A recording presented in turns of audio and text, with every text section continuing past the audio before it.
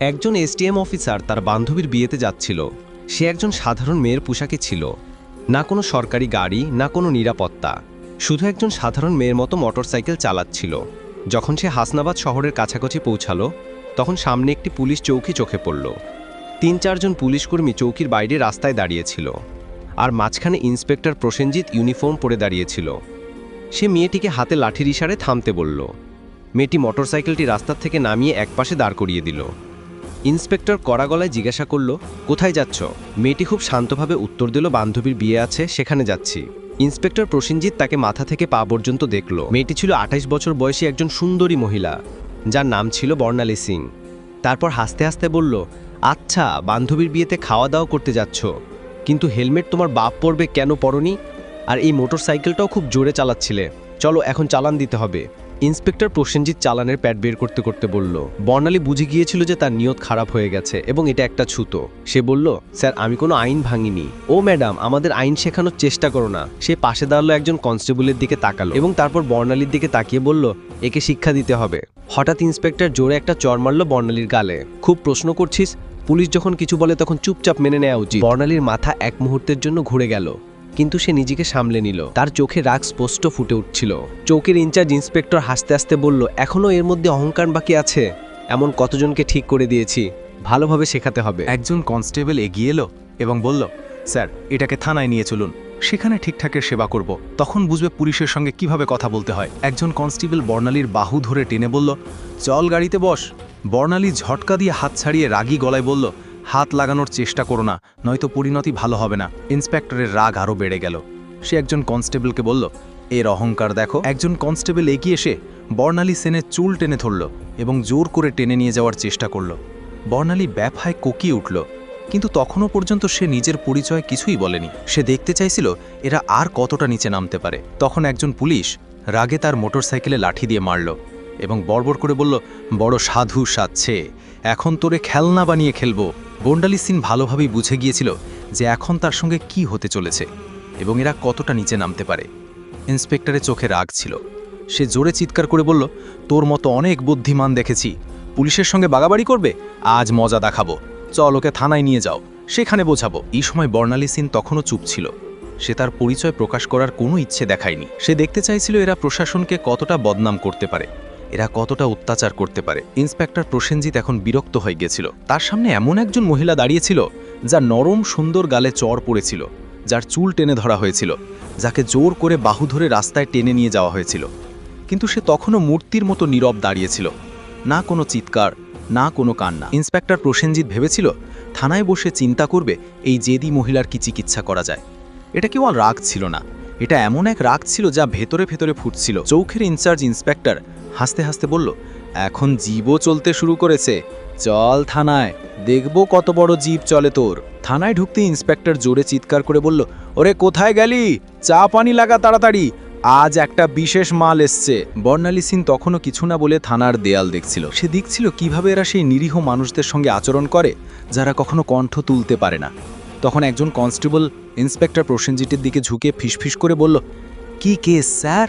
কনস্টেবলের প্রশ্নে ইন্সপেক্টর প্রসেনজিৎ এসে বলল, আরে কিছুই না, স্পিড বা হেলমেট, যা মন যায় চাপিয়ে শুধু দাও। ভেতরে ঢুকিয়ে এর অহংকার ভাঙতে হবে, বেশি প্রশ্ন করিস না।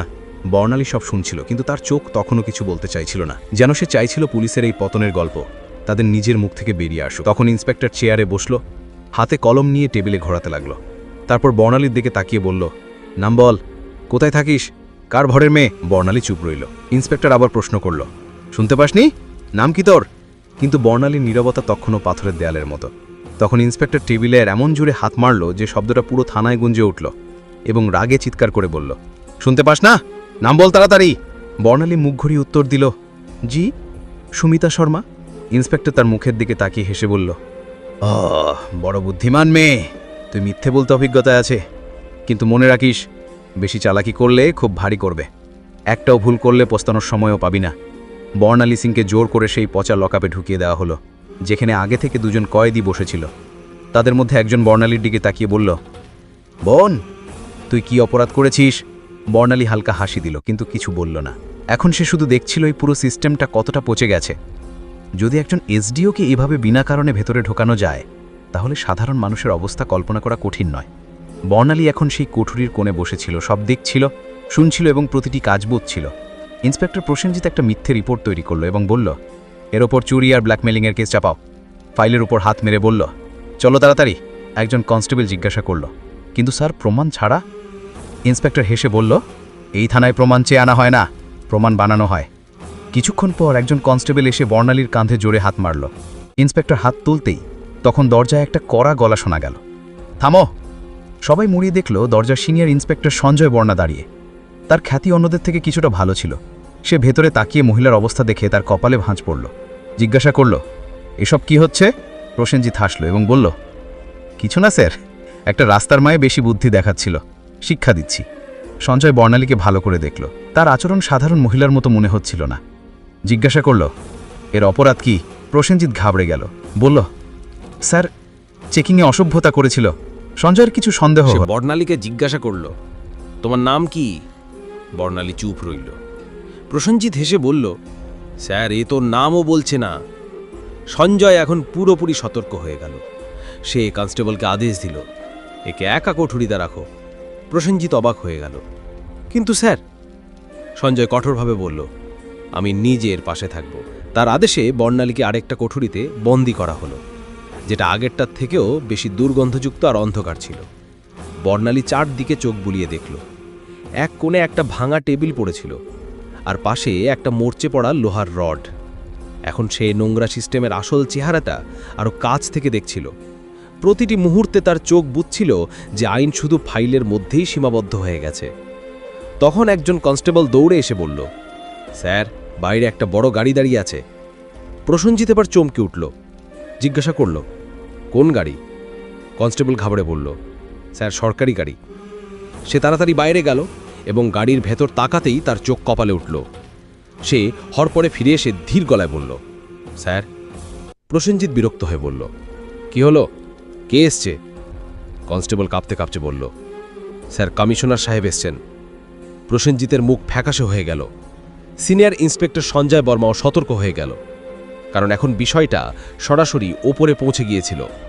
কমিশনার সাহেব থানায় পা রাখলেন এবং তার চোখে স্পষ্ট রাগ দেখা যাচ্ছিল।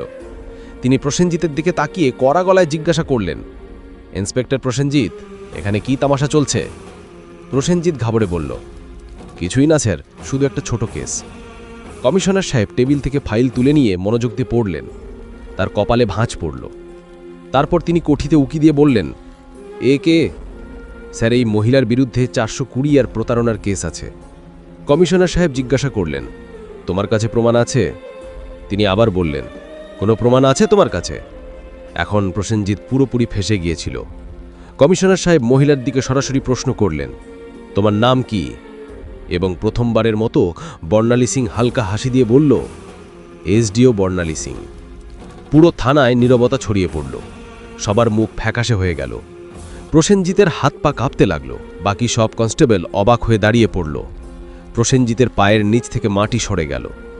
যে অফিসারকে সে চোর মনে করছিল, সেই ছিল সেই অফিসার যিনি পুরো জেলার আইন চালাচ্ছিলেন। আসলে সে কোনো সাধারণ মহিলা ছিল না, সে ছিল স্বয়ং এসডিও বর্ণালী সিং, যাকে রাস্তায় টেনে নিয়ে যাওয়া হয়েছিল, চুল ধরে টানা হয়েছিল, চড় মারা হয়েছিল। এই কথা সবার সামনে আসতেই পুরো থানায় হট্টগোল শুরু হয়ে গেল। সব কনস্টেবল স্তব্ধ হয়ে গেল। কমিশনার সাহেব তীক্ষ্ণ দৃষ্টিতে ইন্সপেক্টর প্রসেনজিতের দিকে তাকিয়ে রাগে বললেন, প্রসেনজিৎ, তোর এত সাহস কিভাবে হলো যে তুই একজন সিনিয়র অফিসারের ওপর মিথ্যে অভিযোগ চাপিয়ে দিলি? প্রসেনজিৎ কিছু বলার চেষ্টা করছিল। তখন সেখানে দাঁড়ানো সিনিয়র ইন্সপেক্টর সঞ্জয় বর্মা জোরে বললেন, স্যার আমি তো আগেই বলেছিলাম কিছু গোলমাল আছে। এখন প্রসেনজিৎ পুরোপুরি একা পড়ে গিয়েছিল।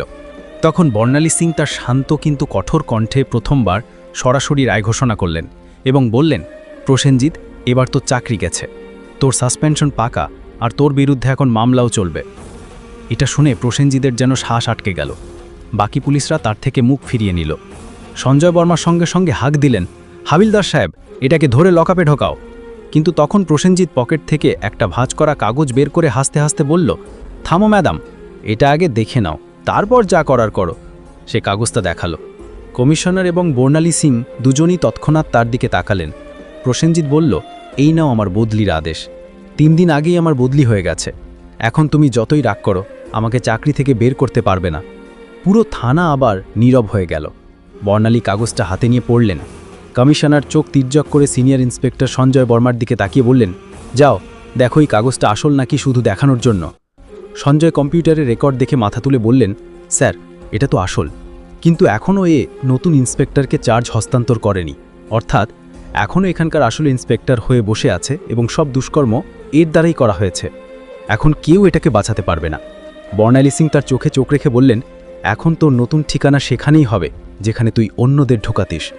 কমিশনারও মাথা নেড়ে ইশারা করলেন। দুজন কনস্টেবল তাকে ধরতে এগোতেই প্রসেনজিৎ আবার চাল চালল এবং বলল, থামো ম্যাডাম, আমি একা নই। তোমার কি মনে হয় পুরো দোষ শুধু আমার? তারপর সে থানার অন্য পুলিশদের দিকে ইশারা করে বলল, এরা সবাই আমার সঙ্গে আছে, উপর পর্যন্ত সবাই জড়িত। কিছু পুলিশের মুখ রং উড়ে গেল। সিনিয়র ইন্সপেক্টর সঞ্জয় বর্মা পরিস্থিতি বুঝে এক এক করে তাকাতে শুরু করল। বর্ণালী সিং কমিশনারের দিকে তাকিয়ে বললেন, এখন এই পুরো থানাটাই পরিষ্কার করতে হবে, কেউ বাদ যাবে না। কমিশনারও বললেন, যা হুকুম ম্যাডাম। এখন একে একে সবার হিসাব নেওয়া হবে। এই কথা মুখ থেকে বেরোতেই থানায় যেন বিদ্যুৎ পড়ল। থানার বাইরে কিছু সাংবাদিক চুপচাপ দাঁড়িয়েছিল, যাদের আগে থেকেই সন্দেহ ছিল যে থানায় কিছু বড় গোলমাল চলছে। যখন তারা খবর পেল যে পুরো থানা লাইন হাজির করা হয়েছে, তখনই তারা মোবাইল থেকে খবর ছড়াতে শুরু করলো। একটা চকচকে গাড়িখানার সামনে এসে থামল, দরজা খুলল এবং স্বয়ং এসপি সাহেব বেরিয়ে এলেন। চারদিকে তাকিয়ে দেখলেন সবার মুখ পুড়ে গেছে। থানার সব অফিসার একপাশে দাঁড়িয়েছিল এবং এসপি সাহেব বললেন, এখানে কবে থেকেই তামাশা চলছে। কিন্তু কমিশনার এবং থানা ইনচার্জ পুরোপুরি নীরব দাঁড়িয়েছিলেন। তখন বর্ণালী সিং সরাসরি এসপির চোখে চোখ রেখে বললেন, তোমার কি মনে হয় তুমি বেঁচে যাবে? সঞ্জয় বর্মার সঙ্গে সঙ্গে একটা ফাইল বের করে বর্ণালী সিংয়ের হাতে দিলেন, যে ফাইলটি এসপি সাহেবের সমস্ত কালো কাজের পর্দা ফাঁস করছিল। বর্ণালী সিং ফাইলটা এসপি সাহেবের দিকে এগিয়ে দিয়ে বললেন, নাও দেখো, এতে তোমার সব কুকীর্তি ভাড়া আছে। এসপি সাহেবের কপাল থেকে ঘাম ঝরতে লাগলো। কমিশনার বিনা দেরিতে উচ্চস্বরে আদেশ দিলেন, ধরো ওকে, আর এক্ষুনি আরই গ্রেফতার করো। পুরো থানা হতবাক হয়ে গেল। এত বড় অফিসারকে কেউ প্রথমবারের মতো এইভাবে প্রকাশ্যে চ্যালেঞ্জ করেছিল। এসপি গ্রেফতারের সঙ্গে সঙ্গে পুরো জেলায় ঝড় উঠল। বিষয়টা দিল্লি পর্যন্ত পৌঁছে গেল।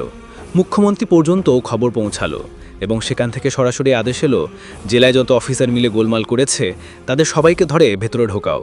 পরের 2 দিনের মধ্যে পুরো জেলা থেকে 40টার বেশি পুলিশ অফিসার, 10টার বেশি বড় অফিসার এবং কিছু রাজনৈতিক নেতা গ্রেফতার হয়ে গেল।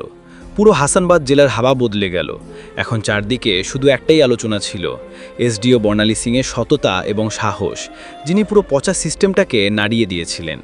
এখন প্রশাসনে একটা নতুন গতি ছিল, একটা নতুন চিন্তা ছিল এবং সবচেয়ে বড় কথা, একটা ভয় ছিল যে এখন কেউ বাঁচতে পারবে না। বর্ণালী সিংয়ের কাজ শেষ হয়েছিল। তিনি দেখিয়ে দিয়েছিলেন যে যদি মনের ভেতর থেকে নিয়ত পরিষ্কার থাকে তাহলে পুরো দেশও সংশোধন করা যায়। ভিডিওটা শেষ পর্যন্ত দেখে থাকলে প্লিজ একটা লাইক ও সাবস্ক্রাইব করে পাশে থেকো।